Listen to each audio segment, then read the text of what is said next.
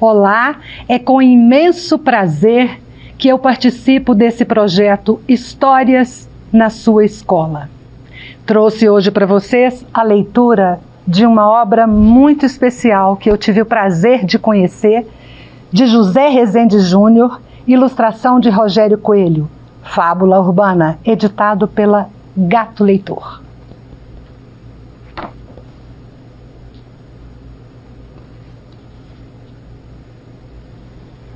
Tio, ei tio, paga um livro. Não tem trocado. A resposta escapuliu assim num refluxo, automática. Uma resposta padrão, como se fosse a coisa mais natural do mundo. Livro? Refletiu um segundo depois o homem de terno. Teria o menino pedido um livro? Em vez de um trocado, uma moeda, R$1? Mesmo que houvesse o menino pronunciado um coerente "Tchê, paga um trocado que eu tô com fome", ainda assim, alguma coisa estaria fora do lugar. A começar pelo diálogo em si. Como haveriam de contracenar nesse mesmo cenário? Shopping center de luxo, quase 10 horas da noite, personagens tão opostos quanto este, o homem de terno e aquele outro, o menino pobre que pedia livro, dinheiro, comida, ou qualquer coisa que fosse. Era, pois, um diálogo inexistente, concluiu o homem de terno. Pode ser qualquer livro, tio. A insistência do menino devolveu ao homem de terno a realidade absurda. Olhou em volta e não viu um segurança sequer, nem um sinal de câmera ou vigilância, nem o mais remoto zumbido de um walkie-talkie. Como deixaram ele entrar? Irritou-se. Não que o homem de terno temesse alguma violência por conta daquela triste figura em miniatura. Talvez até temesse em situação diferente. Ele parado no sinal vermelho, tarde da noite, vidro do carro estupidamente aberto, e o menino, caco de vidro em punho, magro, grunhindo, com a voz gosmenta de tanto crack. E aí, tio, paga um livro aí, tá ligado? Talvez até temesse. Fosse o menino menos menino, não mais um embrião de perigo futuro, mas o perigo em si, já maduro, aqui, agora. Não, ainda é cedo para temer. Pelo menos esse aí, talvez daqui uns 3 ou 4 anos, calculou o homem de terno, avaliando com alívio a altura e o peso do menino. Mas na sequência, o alívio deu lugar à indignação. Ora, o homem de terno pagava os impostos e dízimos, deixara o carro no estacionamento automatizado, guardara o ticket no bolso do paletó azul marinho, tomara o elevador panorâmico, escolhera o andar onde reluziam as lojas que desejava. Fizera tudo certo, tinha, pois, o direito constitucional e sagrado de não ser afrontado por tamanha realidade. Ainda mais numa fortaleza projetada para resistir a toda e qualquer ofensiva da vida real. Num lugar assim, a única realidade permitida deveria ser a dos reality shows, das TVs gigantes, de eletrodomésticos. Tio, o livro não precisa ter nem figura. Pode ser do mais baratinho. De tão pequeno, o menino coube da cabeça aos pés num único olhar do homem de terno. O figurino não parecia adequado ao personagem de menino clássico de rua que exige calção surrado, pé descalço, cobertor fedorento cobrindo as costas nuas. Não, talvez graças a esse artifício, o de fugir ao figurino padrão da miséria e do abandono, conseguia o menino pobre burlar a segurança e invadir o reino encantado e proibido dos shopping centers. Negligente segurança, rosnou em pensamento o homem de terno. A pobreza do menino, é certo, estava camuflada sob certo grau de dignidade. Era possível até que tivesse mãe o menino, mas pai, ausente ou alcoólatra, diagnosticou o homem de terno. Mesmo disfarçada, a pobreza do menino não resistiria ao olhar de um segurança mais atento. Camiseta toda desbotada era enorme. De certo, herdado do irmão mais velho, morto pela polícia ou por uma gangue rival. Tentou adivinhar o homem de terno, acrescentando em pensamento: Deus, como essa gente faz filhos. A calça velha, com a barra toda poída, não fazia melhor figura. O tênis até parecia de marca, o que não escapou do implacável veredito do homem de terno. Imitação ou roubado, com certeza. Para completar, além de imundo, o tênis do menino tinha um barbante encardido, fazendo as vezes do cadarço. Caso ainda persistisse alguma dúvida quanto ao lugar na pirâmide social ocupado pelo menino, era só conferir a marca registrada da pobreza infantil. O nariz, a escorrer num resfriado eterno e sem remédio. O menino secou provisoriamente o nariz com o dorso da mão e voltou à ofensiva, dessa vez com o olhar silencioso que implorava, reivindicava, cobrava, acompanhado da interjeição incisiva e curta que ao homem de terno soou quase agressiva. Ei! Ei! O homem de terno olhou em volta, em busca do deserto vazio e seguro de todos os shopping centers do mundo. O deserto que é feito de multidões de consumidores e infinitas sacolas de compras. Não havia ninguém. Está ficando tarde? Pensou o homem de terno, agora um pouco tenso.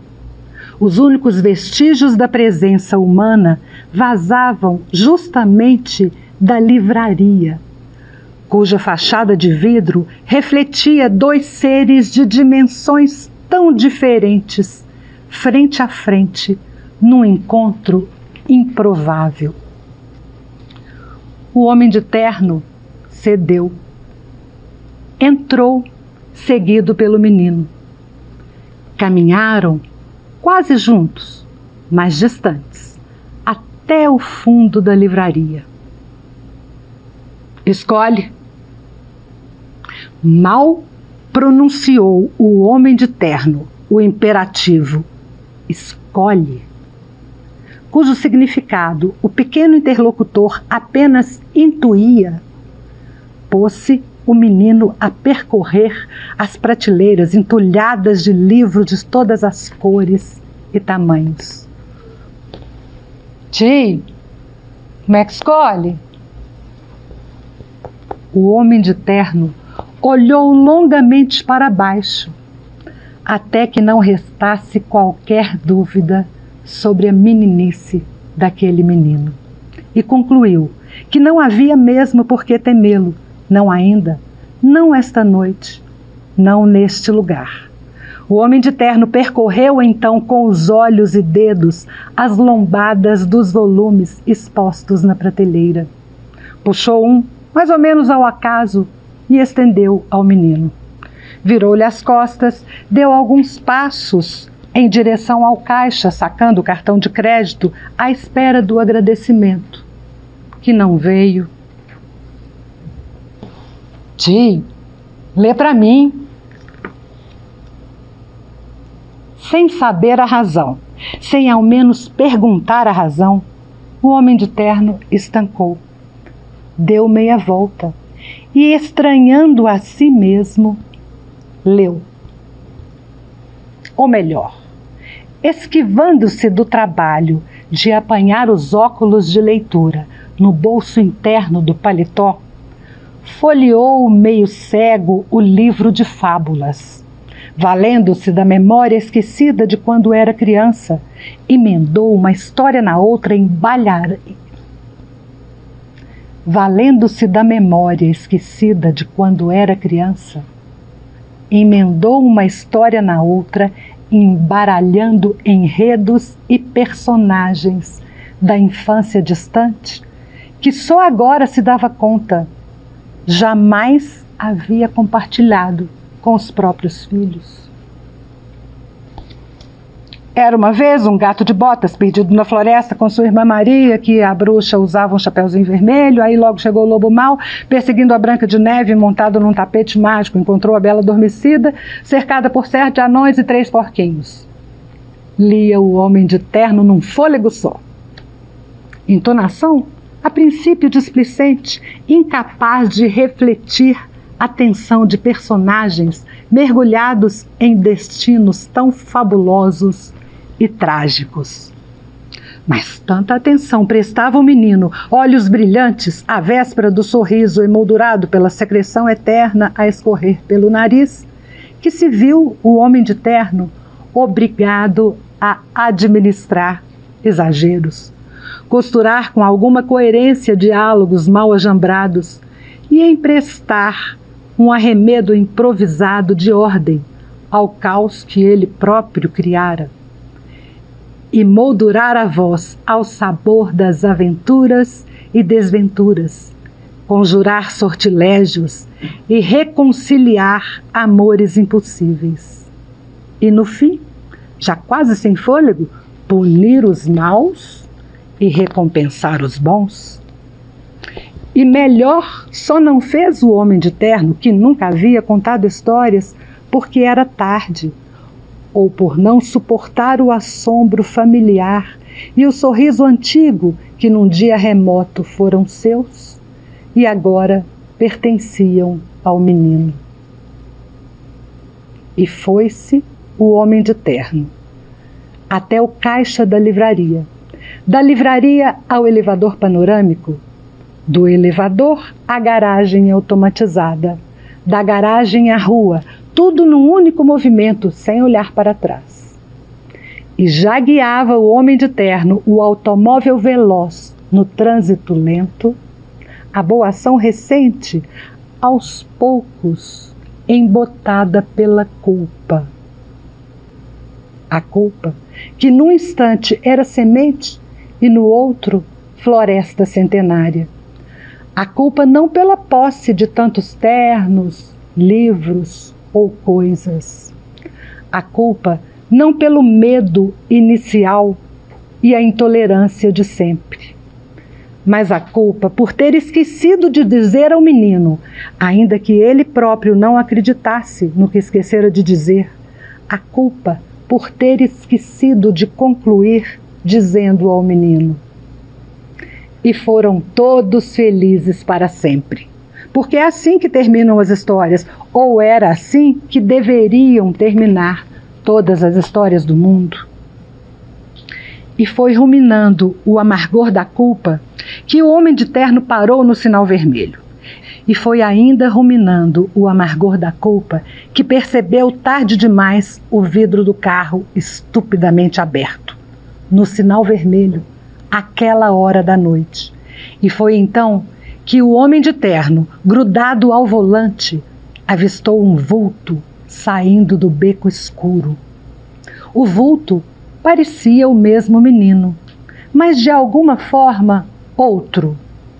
Menos menino, mais forte e ameaçador. O tórax inflado sob a camiseta poída. Ou antes, a arma oculta sob a camiseta poída. Era o menino. Era o menino.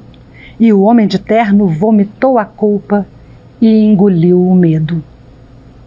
E trêmulo, incapaz do gesto salvador de fechar a tempo o vidro elétrico, entregou-se o Homem de Terno ao destino.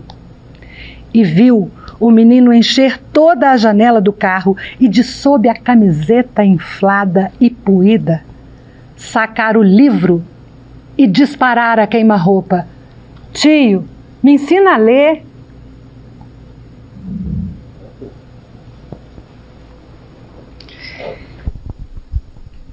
Então, depois dessa leitura, eu tenho o imenso prazer de uma surpresa. Sabe quem é que eu vou chamar aqui agora, nesse palco, para conversar conosco? Nada mais, nada menos que José Rezende Júnior, o autor dessa obra, que eu tenho o imenso prazer de convidar para estar com a gente nesse palco. Muito prazer. Então a gente vai conversar com José Rezende sobre a literatura na escola. Como é que a escola, José Rezende, tem tratado os autores? O que você acha das formas variadas que a literatura tem chegado à escola? E eu quero, antes dele responder, eu quero fazer um parêntese, quero dar os parabéns para esse projeto e para as escolas que aceitaram participar desse projeto. Esse métier, eu não sei como é que foi feito, mas eu vejo uma coisa muito especial que essa obra traz. E por isso eu me apaixonei tanto por ela e por isso eu escolhi contar essa obra. Essa ideia da fábula urbana traz o livro como condição básica. O livro na mesma importância que a comida, que qualquer outro desejo. O livro como desejo básico, como fome. A fome não é só de comida, é a fome de conhecimento, é a escola que todos nós, professores, desejaríamos ter. Não uma escola de pedintes de livro porque não os tem, mas de pedinte de livros porque tem acesso e a escola propicia esse acesso. E como é que a escola tem recebido esses autores? Como é que ela tem tratado a literatura aí no seu percurso? Bom, Ângela, é um prazer estar aqui falando com você, falando com vocês também aí, e também agradecer e parabenizar o projeto, né, que é mais uma oportunidade da literatura chegar até onde precisa chegar, né, que é até os leitores, e principalmente jovens leitores que estão em formação ainda, né. Bom, Ângela, eu tenho tido experiências muito agradáveis, né, com fábula urbana. E eu tenho visto aqui em Brasília, principalmente aqui em Brasília, que eu conheço mais, né, e eu tenho visto muitas iniciativas nesse sentido mesmo, de levar o livro até a escola, né, de facilitar o acesso dos alunos à literatura, até porque, infelizmente, livro ainda é tratado como um objeto de luxo, sendo que não é.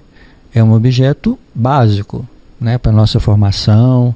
E como você falou, né, claro que a gente temos coisas básicas, essenciais à nossa sobrevivência, né, que a alimentação é a primeira delas, né, ninguém consegue sobreviver sem ter uma alimentação de qualidade. Infelizmente, muitas pessoas hoje no Brasil estão passando por essa dificuldade, né.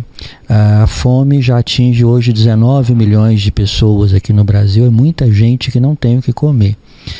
Mas a obra fala também da importância, sem desmerecer as outras necessidades que nós temos, né, mas de colocar o livro também como uma necessidade básica do ser humano, né, porque não é só comer, né, não é só se vestir, mas é também a coisa que a gente chama de coisa lúdica, né, da brincadeira, sabe, assim, da imaginação. Acho que o livro alimenta a nossa imaginação. Isso é muito importante, né? Seria comer, vestir, seria sobreviver, e ler seria viver. Eu acho que é por aí. Eu acho que a gente quer mais do que sobreviver, a gente quer viver. E a gente quer desfrutar das coisas boas que a vida nos oferece, né? E a literatura tem essa capacidade de nos levar a outros lugares aos quais a gente não iria, né, sem ela, sem os livros, sem a leitura, né? Eu mesmo, assim, eu já tive em lugares assim que nem podem imaginar onde é que eu já tive na Lua, já tive em Marte, já tive em lugares muito gelados, né, muito frios, né, porque a literatura me levou, desde pequenininho, né, comecei a ler e viajei muito com a literatura, né, os livros foram meu bilhete de ida para esses lugares. E é muito legal ver o livro chegando até a escola, porque o livro fala disso, Fábula Urbana fala da desigualdade, e é verdade. Então o livro ainda, como eu disse, ainda é tratado como objeto de luxo, ele é muito caro ainda, né? E nem todo mundo tem a oportunidade que eu tive de comprar livros desde criança, né? Meu pai me dava dinheiro para comprar livros, nem todo mundo tem essa possibilidade. E eu acho que a escola, então, a escola pode suprir essa necessidade, né, que as pessoas têm de ler, fornecendo livro, estimulando a leitura. Não é só dar o livro também não, mas apontar o que o livro tem de bom, né, falar a importância mesmo da literatura, né, para a gente. Então isso nos mostra a necessidade de políticas públicas que façam o livro chegar nas escolas públicas. E isso me lembra um estudo que eu fiz no meu mestrado, me aproximando, né, dos contadores de histórias, do incentivo ao livro e à leitura. E sim, o livro é caro. O livro é caro, o livro é uma obra cara. Mas ele é caro porque a gente lê pouco. Porque se você mandar fazer 100 cartõezinhos na gráfica, é um preço. Se você mandar fazer 1000, esses 1000 vão ficar muito mais baratos que os 100. Não é assim que o capitalismo funciona? Não é assim que o mundo do consumo funciona? Quanto mais se consome, mais barato fica? Então, o livro é caro porque não se lê. Não se lê porque o livro é caro. E isso é um círculo vicioso. Como interromper? Justamente com políticas públicas, levando o livro para todo tipo de escola. Agora, eu queria também deixar claro que o livro é caro porque, para confeccionar esse livro, ele passa por muitos lugares, por muitas equipes. Você pode trazer um pouquinho dessa ideia de por quantos lugares passeia um livro? Você escreveu o texto. E daí? E depois? Bom, então escrever o livro, claro que é a primeira etapa, né, da concretização, né, do livro. Então a gente começa escrevendo. Escrever um livro, digamos assim, em termos de... Não é caro escrever um livro, né? Claro que você teve toda a formação, né, todo o seu... os livros que você leu, porque uma coisa, se tem alguém que gostaria de escrever, que quer escrever, alguém que está nos assistindo, então é o seguinte, olha, tem que ler, viu, gente? Para escrever você tem que ler muito, né? A gente aprende muito na leitura, a gente aprende o português, que não é uma língua muito fácil, o português é complicado, né? Então, lendo a gente aprende português e aprende também as diferentes formas de contar uma história, né? Como é que você pode contar uma história, né? Quais são essas possibilidades que a literatura oferece? Então, você lendo, quanto mais você lê, mais você vai aprendendo, né? Como escrever. Assim, além de todo o prazer que a leitura oferece, mas também tem essa coisa, se você quer escrever, você precisa ler. Então, assim, eu li muito para me tornar um escritor, né? Então, aí teve todo um investimento em livro e tal. Mas aí eu sento lá no meu computador, pode ser à mão mesmo, enfim, e escrevo uma história. E pronto. Tá pronto o livro? Não. Aí tem todo um processo, né? Aí a gente manda o livro para as editoras. Existem várias editoras que vão analisar o livro, ver se o livro é bom mesmo, se vale a pena publicar. Aí vai começar todo o processo de produção do livro, né? Que aí envolve um monte de gente, envolve revisores, né? Porque você pode ter cometido um erro, então alguém tem que revisar o seu texto, né? Alguém vai ter que passar o texto que você escreveu ou à mão, ou mesmo você escreveu no computador, mas alguém vai ter que passar esse texto para o formato que ele vai ser impresso, né? Aí vai ter que ter, nos livros infantos juvenis, eles geralmente têm ilustrações, como esse livro que tem ilustrações maravilhosas do Rogério Coelho, né? Então aí tem que chamar o Rogério Coelho, um outro ilustrador, aí ele vai estudar o livro, né? Vai ler 200 vezes a história para se inspirar E aí ele vai ilustrar o livro, né? Aí depois esse livro, quando já tiver... Você tem o texto, tem ilustração, mas assim, você não pode jogar de qualquer jeito na página, né? Você tem que escolher como é que vai ficar. Não, vamos botar essa ilustração aqui, vamos botar o texto aqui embaixo, ou não, vamos fazer o contrário, a ilustração vai ficar embaixo, o texto vai ficar do lado de cá, enfim. Isso chama diagramação, então alguém tem que diagramar o livro, né? E tem que ter um diretor de arte, alguém que vai olhar para aquilo e vai pensar assim, não, esse livro ele vai ter esse formato, ele vai ser comprido, igual o Fábula Urbana, um livro comprido, né? Ou então não, pode ser um livro assim, né? Na horizontal, pode ser um livro pequeno, pode ser um livro grande, a capa pode ser dura, a capa pode ser colorida, o livro pode ter 2 cores, pode ter 4 cores, pode ser preto e branco, enfim, é todo um processo. E depois disso, aí o livro vai ser impresso, o livro vai ser para a gráfica, que é um processo muito caro. A impressão de um livro e para você imprimir com qualidade, porque esse livro foi impresso com muita qualidade, vocês verem, dá gosto de ler ele, né? Isso tudo custa muito dinheiro e custa muito tempo também. Então você pode escrever o livro de repente em um dia, em uma semana, mas para o livro ficar pronto, nossa, é um tempão danado. Inclusive, eu escrevi essa história pela primeira vez há muitos anos, né? Bom, primeiro eu tive um encontro com a menina que me pediu um livro, então o ponto de partida é real. Mas isso aconteceu muitos anos atrás. Muitos anos depois eu escrevi a história, e muitos anos depois é que essa história finalmente virou livro.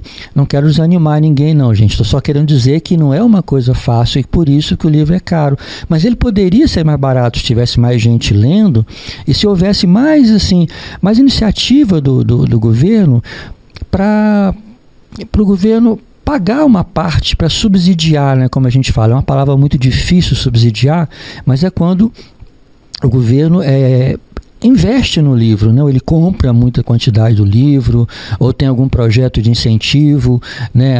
Aqui em Brasília nós temos no Distrito Federal, a gente tem o FAC, né? Que é o Fundo de Apoio à Cultura, né? Então assim, é isso, mas o livro poderia ser mais barato. Poderia ser mais barato, infelizmente não é, mas a nossa luta continua. Nós não vamos desistir, não. Nós queremos o livro acessível para as pessoas, o livro acessível para as crianças, para os adolescentes, para os adultos, para os idosos. O nosso sonho é fazer do Brasil, né, um país de leitores, e a gente não desanima desse sonho. E sabe como é que cada um de vocês pode contribuir com essa luta que é linda? Sendo leitores. Incentivando seus colegas a ler, conversando sobre cada obra que você gostar, que você não gostar. Sinta-se livre para escolher a sua própria leitura. E boa leitura e boa viagem.